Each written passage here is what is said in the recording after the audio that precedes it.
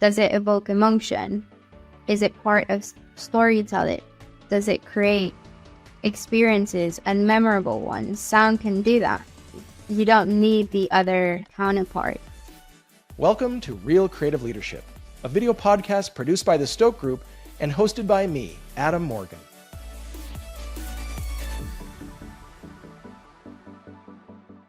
So today we're going to be talking about a very interesting topic, the topic of auditory branding. What do you know about auditory branding? We're not just talking about adding a unique sound here and there. We're talking about building an entire sound tailored to your brand's creative needs and cohesive across every touch point. Laura Montarroso Daher is the founder of Music Collective, a full-service music and sound agency that actively redefines and shapes the concept of audio branding and strategy. She's worked with big names like Bacardi, P&G, Revlon, and she also co-hosts the podcast Cultured that celebrates and embraces cultural nuances and fosters unity through music. Today, we're going to dive into the idea of auditory branding, what it is, how it works, and why it matters. We'll also talk about how Laura guides brands to auditory representation that truly reflects their values, spirit, and heritage. And we'll define her term sonic framework and discuss what it means to your brand. I'm so excited about this episode. Thank you so much, Laura, for joining us. It's a pleasure. Welcome to the show. Thank you so much for having me. Well, usually on the show, we start out by letting the audience understand a bit of your background. So if you'd like to take a minute to talk about your training, your career, your background, whatever it is, so we get a good understanding of who you are. Sure. So my name is Laura. I was born to a Spanish dad and a Caribbean mother. Being brought up in a very musical family. My mom got accepted in the London School of Music. My dad used to be a road manager for the most well-known concerts in Madrid, and also international acts coming to Madrid. So always surrounded by music, like coming from the Caribbean, surrounded by different types of genres.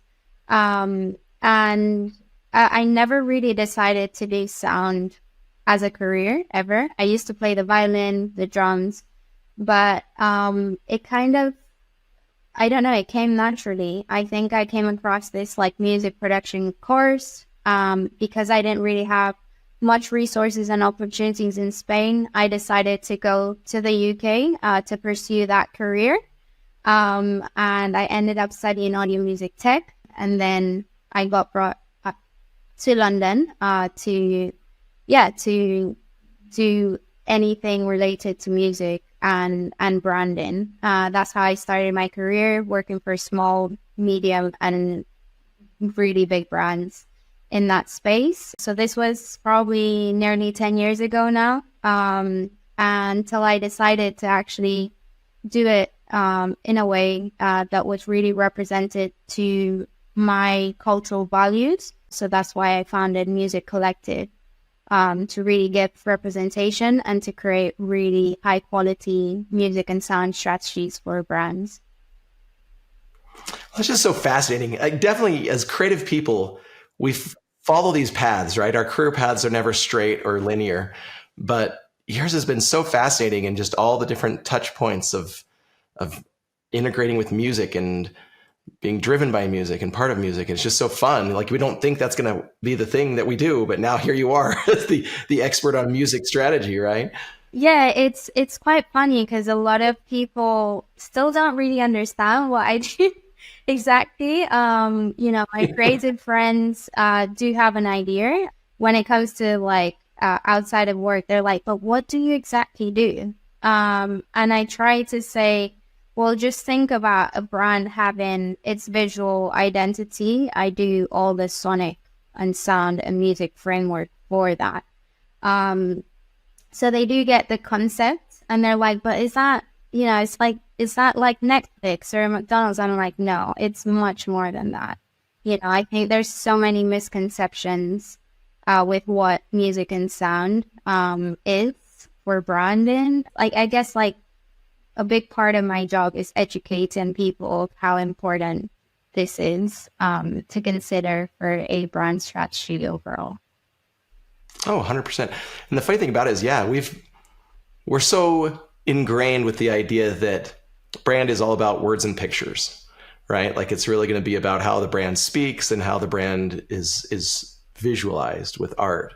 But there are more than two senses, right? Like there's more than two ways to do it. And so having audio and sound be a part of that branding is a huge part. And you're right. Like so many people think jingles, oh, you're just talking a little da da da da da. And that's not what we're talking about here. We're not just talking about 5 notes together, which it is sound. It's a part of it, right? But it's not the whole thing. Yeah, it's so true, Adam. And going back to senses, like if you think about it, the fastest sense is sound. So like how powerful is that? How powerful is a medium that's the fastest sense? And you don't need that visual aid to help you recognize a brand. You know, if you don't see a brand but you hear it, you'll still be able to recognize it. So that's how powerful your medium is when it comes to how important like sound is as for a creative output. Is you think about, does it evoke emotion? Is it part of storytelling? Does it create experiences and memorable ones? Sound can do that. You know, you don't need the other counterparts.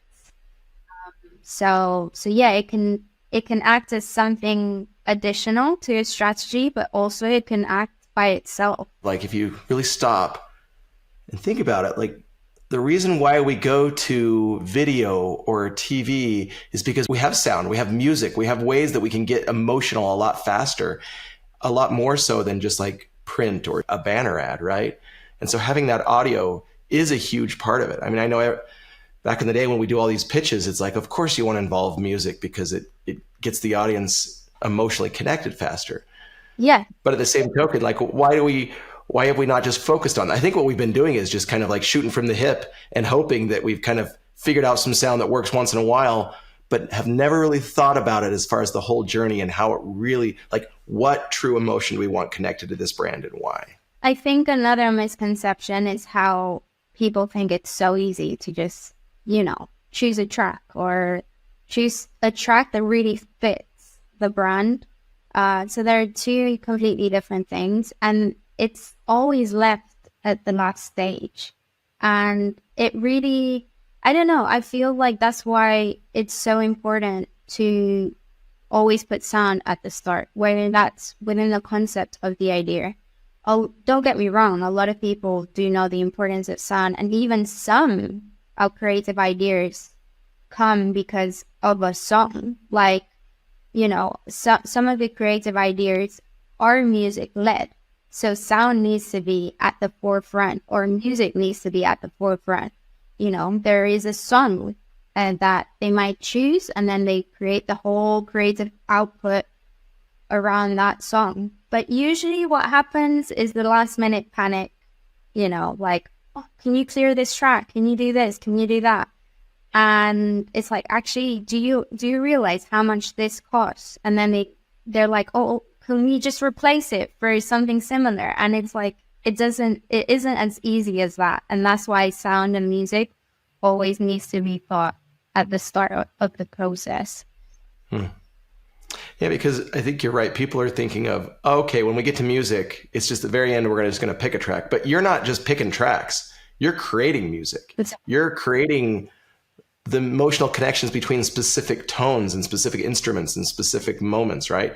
So how does that change your role in overall creative? Like it's a different animal. Yeah, it really is. I think as much as we educate people, we need to be educated ourselves of the brand, and the branding team, or either the agency team or the branding team or the marketing team would be able to educate us of what the brand is. Because people, I mean, choosing music and sound is very subjective, right? We always think about our feelings. We always think about our choices, our personal choices as people.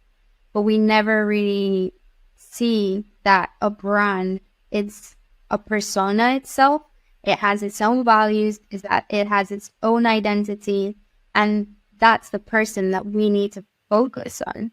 And that's why as much information we get from the marketing teams, the advertising teams, the branding teams, the better for us in order to translate all of those values into music. And as you say, music is a whole other world. You think about harmony, tempo, you think about instrumentation, you think about, is the brand culturally relevant, or what target audience does it have? What type of music does that target audience listen to as well? You think about everything within that spectrum. And then also not only thinking about communications, no, what is the brand positioning? And also, where is the brand communicating? Is it only on TVCs? Probably not. You want to create experiences. I think we're living in a much more human type of experience era. And that has a lot to do with, a lot of the creative output as well. Again, it's not only a track, it's how can you really create something consistent that's quite holistic throughout every single, touch point overall. Yeah, I love that. I know we're going to dig into it a little bit more as far as like exactly how you do it and what the process is and what you're doing. But something you said resonated with me where you're like, it's its own persona. And if we stop and think about us as human beings, like during our adolescent or our, teenage years, think of how much music defined who we were as a person. And so many people where it's like, I like this and this and this and this, therefore that's kind of who I am, or what groups I go with, or who I connect with. And it's so crazy that we haven't spent enough effort on this over the years to define like what our brand's musical tastes and persona is and how that connects back with its tribe. It's fascinating. It really is. And sometimes it's really difficult to separate the two, because at the end of the day, we're human beings and we're part of this process, right? We're part of this collaborative process. And there's a lot of decision making. But, it's funny at first, and specifically within the sessions when we get to the creative stage and the mood boarding process, people would think about themselves until we actually educate them. And we're like, remember, this is all about the brand. We're focusing on what works for the brand. And that's why we don't usually sometimes put really well-known instrumental songs, because then we create a bit of bias there. So we really, really always focus about the brand. And we say this at the beginning of the process, like even in the analysis stage, before the creative stage. It's always, the more we know about who this persona, who this brand is, the better we would make choices. But that's why we do the mood boarding sessions, to remind people that we're focusing on the brand rather than ourselves. Yeah. No more grunge. Sorry, guys. So how do you define creative leadership within your role and your approach? Well, first of all, creative output is all about, I think it's, for me specifically, is three things. Is having intuition, is really based on experiences, like human experiences, and timing is a big part of it as well. Are you at the right timing in terms of, developing that creative output? And in terms of how you develop it and my approach, I always think about it as a collaborative and inclusive approach.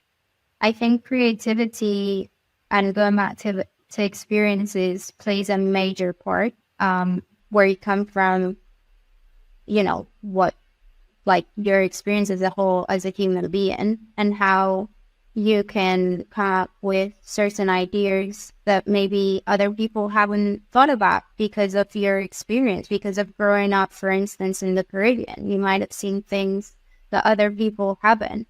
So always that inclusive approach all the time. And I do that within curating teams of music collective. That's what we do. Or by sourcing talent from different regions as well. So always that collaborative and inclusive approach has to be within the creative leadership. And also, I think what's very important is to create a safe space. Everybody makes mistakes, but how beautiful it is to be in a room where you feel safe in order to share your most craziest, ideas. It's more about how can we get inspired, but I think inclusivity is a massive part of things because if you're in a room with, people from different cultures, then you get that richness, something, the same idea basically might not translate within, it might translate differently between different cultures, if I'm making sense, right? And having that little touch, or being able to be like, okay, this is a music brief.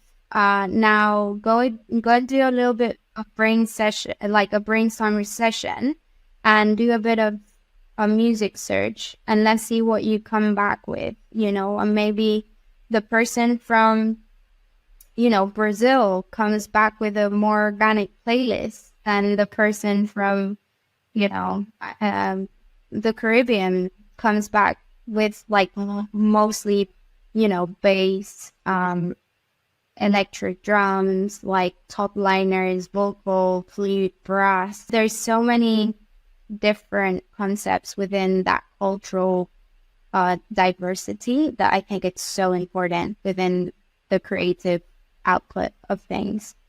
And you learn from each other. So yeah. That's awesome. Thanks for sharing your approach. Let's dig deeper into this topic of auditory branding, like the actual process.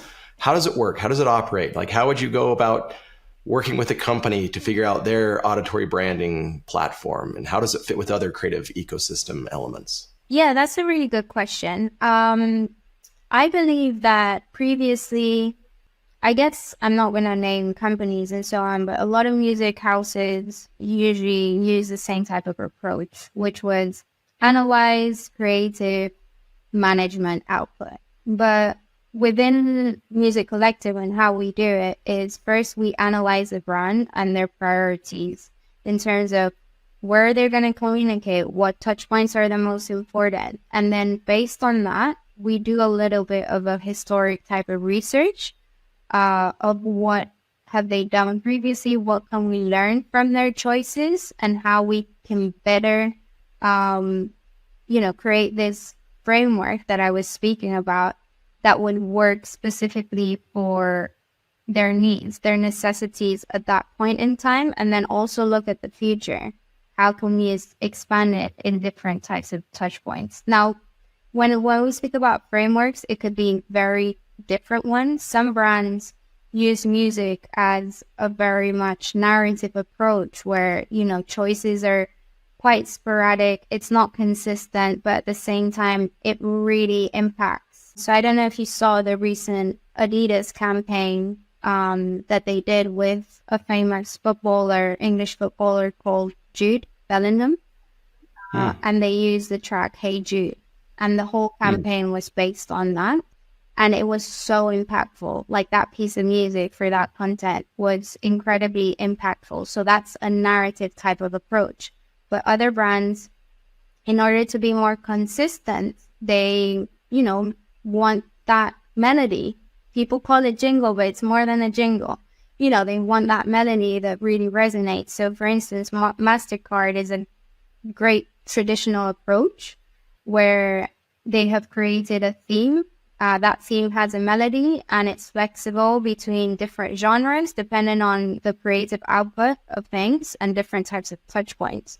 And then there's some other brands that might use the same type of genre. They might use just the classical genre approach for their communications, or they might be tied to the cultural heritage. So they use that type of genre that it's listened to in that specific region or area.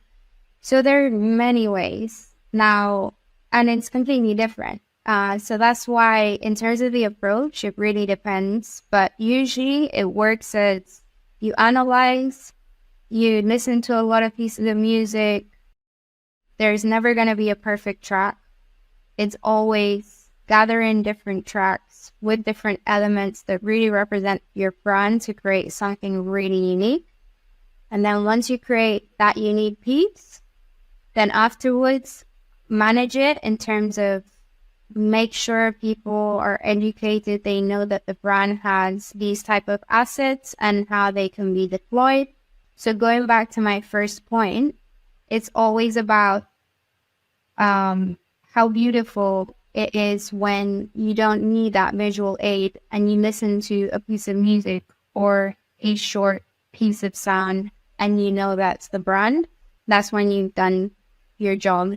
That's totally fair, because there are some famous songs that a lot of brands have used, to tell a story, for sure. That's fine. But tell me more about how when some brands get really specific, how that has made a difference. Whereas instead of storytelling, is it just really just trying to create that unique experience that, like you said, every time you hear it, you're like, oh, that's that brand. Yeah, I think there's a lot of examples. I mean, the most iconic examples, obviously, is McDonald's, Netflix. Those are the two, right? But if you think about it, and if you actually do a bit of research of how they came about, McDonald's was, I don't know if you know, Justin Timberlake's song. So they got one of Justin Timberlake's song. They did a cut down of the hook of the song, and they, probably paid him so much money. Then they kept on using that, 5 melody note. And now it's the most iconic piece. And then Netflix as well. A lot of the times when a client comes with a brief, they're like, oh, we want to be like Netflix. And I'm okay. So they're looking for a jingle or a something. Yeah. Yeah. And also they're looking like, it's kind of like seen as something very impactful because it really works and so on. But if you actually think about it, just imagine if you don't see movies on Netflix every single day, you probably won't recognize that sound as much, right? Because that's what people do. People watch movies, people go and see a movie on Netflix. If it's not every single night, it's every weekend, and you keep on hearing that sound. So the frequency of the many times hearing that sound is what makes it stick within your brain. Like there's research within that. So frequency is something that is there within both of the jingles, I guess. Relevancy and consistency. So, sometimes people call it the 3 C's. So it's really important to understand that if a brand wants to do a good job also with and create that type of consistency, they're gonna have to play it more than one time. That's the whole concept. If it's created for a specific medium like broadcast, it becomes easier because people would recognize it much more. So it's not like magic. Yeah, that's interesting. So it's like almost in that Netflix example, what it becomes over time is, back in the old days when you go to watch a movie and it's like you'd open the curtains. And now today, when you hear that Netflix, like it's like that now has become all right, sit down, relax everyone, like a movie's about to begin and I'm about to experience that fun experience. So it becomes that emotional opener. But talk to me more about feelings, because that's really what this is all about, right? It's trying to create a feeling when you develop that sonic framework. So what kind of emotions are you looking at when you're creating these for companies? I mean, yeah, feelings are a massive part of the process. Well, we have a bit of a criteria of different types of feelings. We use a lot of research of the type, dependent on the elements within a piece of music. So as I mentioned before, so there's instrumentation, but there's also, tempo. What feelings does a piece of music when it's really fast give you? Probably a bit of tension, anxiety, whereas when the tempo is slower, you're more in a relaxed type of feeling, right? But it also depends on the tone, on the harmony, if it's in a major or minor chord. So they're attached to all of these emotions. Now, when it comes to a brand also has different products, so it might have a mother brand, and then it might have different areas within that brand that have different types of personalities. So you always have to match those personalities to the type of elements within music and then translate that into a emotion. And that's what we do within the process. That's when people actually realize and walk out the room thinking, okay, I'm going to consider sound. Like, I'm going to see the world a little bit different now, because I've walked out of this room listening to pieces of music, but really focusing on the emotional side of things and knowing when to apply it for a specific case or occasion or product. Yeah, that's fun. It's almost like when you're doing design work and you're pulling out the color wheel and you're like, all right, red has all this warmth and blue is cool. And who in our industry, are they all as a sea of blue or sea of red, or what? How are we going to figure out what our brand is and how that color plays an important part of those emotions? But now we're talking about sound, and I love how it's like from the tempo to like, is it major minor chords, or is it this type of a genre, or is it this type of an instrument, or it's like the feeling you get from a brass versus a guitar. Like it's so broad and there's so much, I guess, science around it, but it's so fascinating that I just think that's so cool. And why aren't we doing more of it? I hope people who are out there listening are like, W2F, like I should be doing this with my brand. Why am I not? Even if it's like a music choice for your campaign, that could be very powerful. And as you say, some people just like to stick it with like the more storytelling, a narrative approach, and that's okay. That's fine. As long as you have a bit of consistency in what you're doing, then it's good because people would know. Yeah. Apple doesn't have, a type of melody, but they're really well known of using tracks that are modern, that discover upcoming artists, tracks that are unheard of, and that's why they make a very big impact. And then when it comes to other touch points, such as their product sounds, people already know it's an Apple computer. As soon as, you turn on that button, people already know when you send an email, that psychological safety gives you the type of emotion that you're looking for, like, oh, my email has been sent. So yeah, there's a lot of research behind that and how impactful that can be. Maybe there's a little bit we need to learn, like you said, speak the language a little bit better to make the process a little easier. Yes. So let's talk about ways that they can do that, like they can learn. One of them is listening to your podcast. So let's talk a little bit about that for a minute. Like, it's a unique mix of cultural equity and creative insight, but what made you do that and why? And what's the conversation around your podcast that's so important to creative leadership? Sure. Well, I absolutely love speaking about the podcast because it's a side project that really comes from our heart. So I am doing it with Fouad Hamoud. So he is the creative director at AKQA, which is one of the global agencies. And we basically met through a mentorship program, and there was this subject around cultural impact and how it can affect people within the creative industries. Both of our backgrounds, I think we've struggled to adapt to a city that we're not from. And we decided to do this in order to create a safe space for expats and immigrants that enter the creative industries that really feel that they belong. And the podcast is all about celebrating these type of cultural differences, specifically coming from a city like London.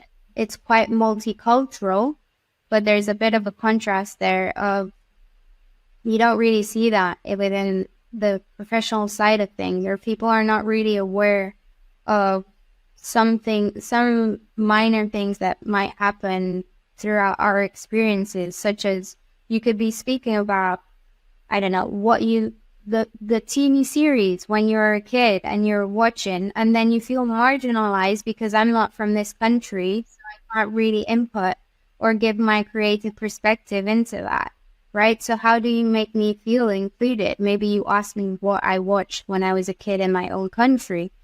Things like that, where people feel a bit marginalized, or even the simplest things, such as how you pronounce your name. I've been in Britain for the past nearly combined probably 9 years of my life, and I've been saying Laura, which is quite a simple name, but because people are uncomfortable and rolling their R's, that's why I did it. But when I stopped saying that, people got more curious because I started to pronounce it as Laura. People would be like, "Oh, where is your accent from? Where are you from?" That's fun. It's an auditory cue. I love the Laura. It's much more fun. Yeah. But yeah, it is an auditory cue, right? So it gains that type of curiosity. Like at the end of the day, we're trying to create awareness. Like there are some subjects around the difference between an expat and an immigrant. How expat comes from like a privileged type of white background, whereas immigrant has this negative association, right? You don't belong in this country because you're an immigrant. Why is that? So really understanding a little bit of the background of these type of subjects, or people saying, "But your English is so good." The "but" in that statement. So what does that really mean? So really creating awareness on like the cultural differences, making sure that, people feel included. At the end of the day, there's so much diversity in this city, but when it comes to inclusion, I think there's a lot of work to be done. And that's what we're trying to do overall through the collective, with Music Collective, and creating that safe space for expat and immigrants, and to tell them that they're not alone. Love to just hear your thoughts on what are 3 things that brands need to consider when it comes to audio. What are they doing wrong or right, or what should they just be thinking about as they're making their own brand strategies? I think definitely think about music at the beginning. Within the first creative concept, even though you choose music throughout the process, just think about all your senses and think about how this is gonna sound. Like how much of an impact music will have within, whether that's doing a creative concept for a campaign or doing a whole branding strategy. Like, is music, it's always important, but how important is it gonna be as part of the creative output? So never leave it as an afterthought. That's one of my main points. And then I guess, again, being consistent and flexible at the same time. So I think a lot of people, as I said, people have this misconception of, oh, we're going to create a jingle, we're going to have to use it every single day in every single campaign. No, you don't. First of all, it's not a jingle. It's much more than that. Be consistent, but at the same time, be open and flexible. Use different sonic and music models that will fit the actual creative output, and try to build that consistency at the same time. And then, again, think about inclusivity inside and outside your work. Be collaborative. Share ideas, share music ideas, and always think about the brand as well. Like, is it from another country? How can we make it more authentic? How can we make it truly representative through sound? Or maybe partnering with artists from local regions.